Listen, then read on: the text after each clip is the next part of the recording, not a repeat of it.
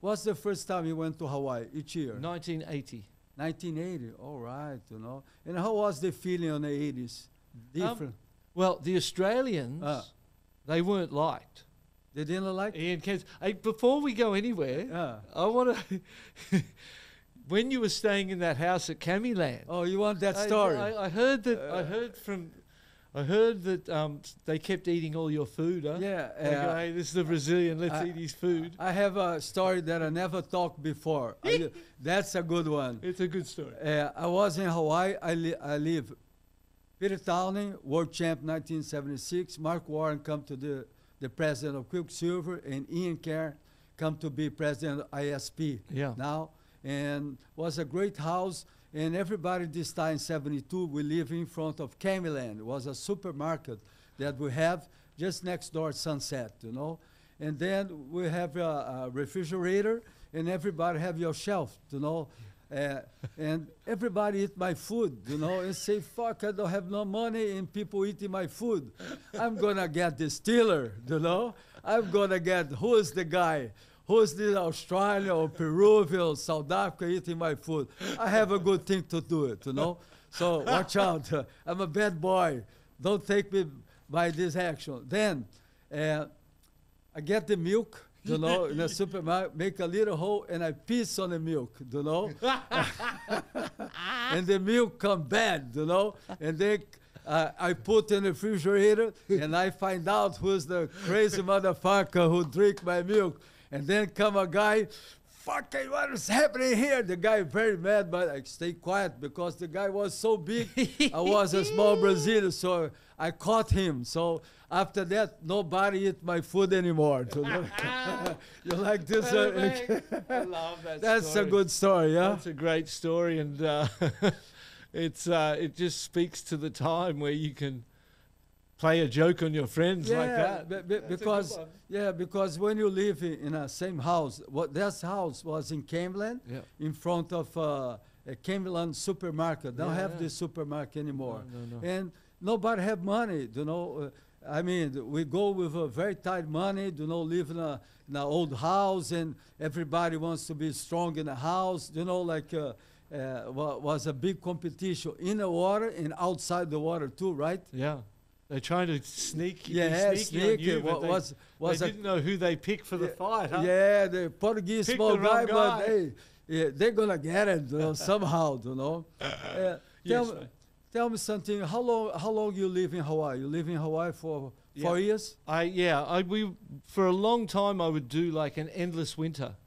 I would go to Hawaii in October and spend through to end of March and do 6 months in Hawaii, and then go down to Australia and New Zealand and do the Southern Hemisphere winter. And then go back for the Northern Hemisphere winter and do this 6 months was the program for many years. Instead be endless summer, endless winter. Endless winter, so because winter's way better than summer. All the time, huh? Yeah, summer's no good, but you want to be on the endless winter. So and then we bought the house in Hawaii in 1989.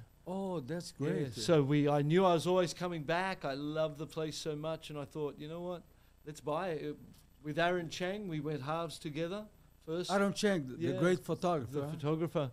You know, I won the world title, and I went back to Australia. I do the press conference and the media stuff for a few days, and then I fly back to Hawaii. And I'm staying with Aaron Chang on his couch. Yeah. And he says, I'm going to look at a house. I'm thinking to buy something here. And I said, I'll come with you. I could, if I just said, no, I'll stay here. You out. My life would be completely different. But because I got up and I wasn't lazy and I went with him, we went straight to this house, the first house we ever see. And he said, I wish I could buy it, but it's too expensive. And I said, maybe we can go halves. Yeah. And it just happened. Boom.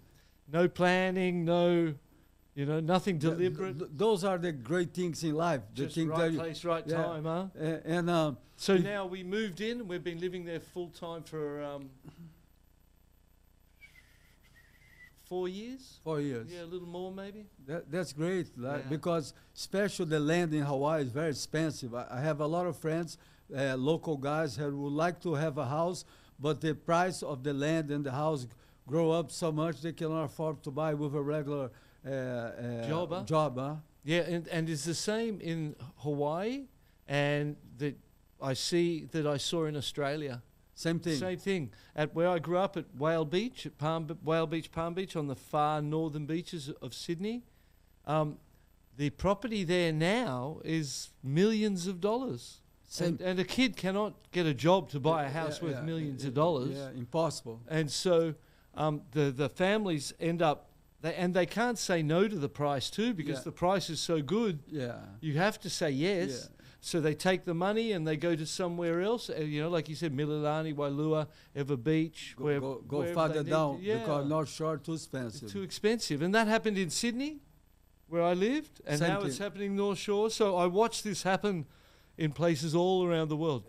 Gentrification, I suppose. Same thing. I live in by Prainha, by Macumba, you know, and I bought a land there in the 80s, you know. So I bought really cheap. I pay in 3 years there, 36 months. So I was able. So if I didn't do that at this time, I didn't have a place. Yeah, we're lucky that we did that and that we got in at that time. But it doesn't make sense that real estate prices are so much that normal people can't live there. Because the world is so many people coming more, so a lot of people want to buy, so the price go up because more opportunity to buy, you know. Yeah, and I think in Hawaii, I think they used COVID when everything had to shut down, all the hotels they renovated. Yeah, they used that time to change the positioning of Hawaii.